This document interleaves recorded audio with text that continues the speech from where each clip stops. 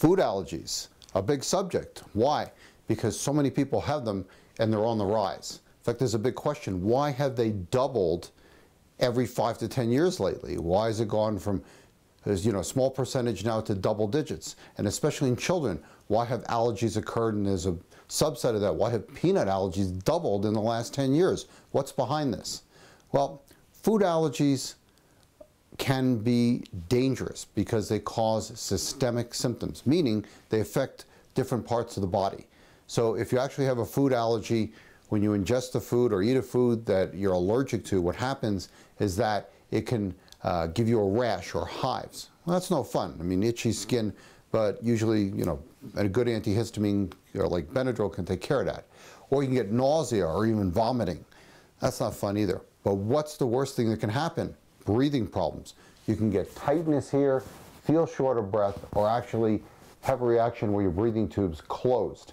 This is all called anaphylaxis, and that just means I'm having an allergic systemic reaction to a food. So it's very important to figure out if you do have a food allergy and figure it out and avoid it so that you don't have these systemic symptoms.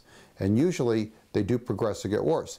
People usually, their first reaction is just the skin or the rash, and then they may or may not have the nausea, vomiting, or they may progress to the respiratory reaction.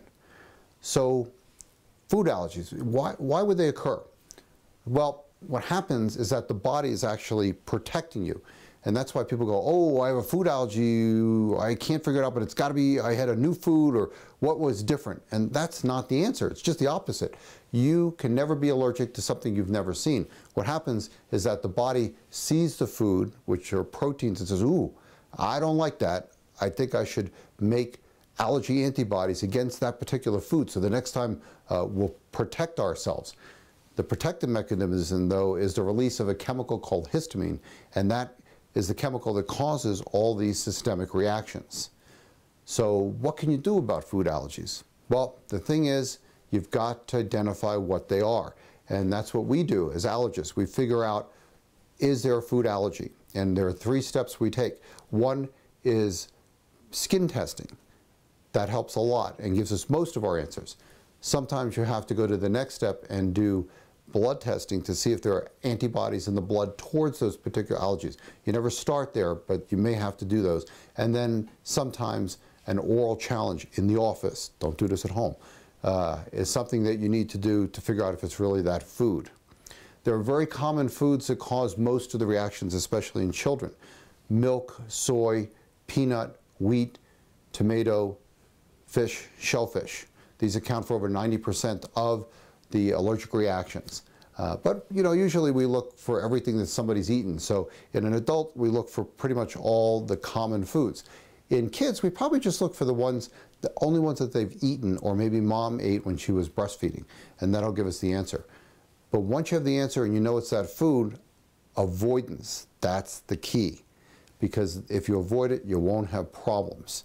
So we have a 7-step program at our office that makes it almost impossible to ingest the food and get into trouble. But we also always give an epinephrine pen or EpiPen, because what's the worst thing that can happen?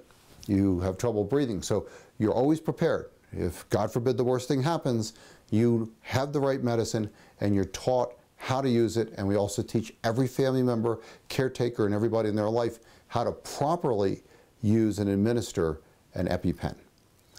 So again, why are food allergies on the rise? Many, many different theories. Actually, nobody really has a good answer. Everybody's sort of guessing. But the big thing is that yes, they are very prevalent, meaning there's a lot of them out there, and it keeps increasing.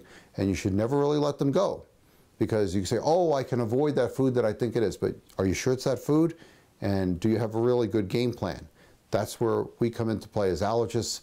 We deal with food allergies all the time, and our job is to identify and make it so that your food allergies won't do you in.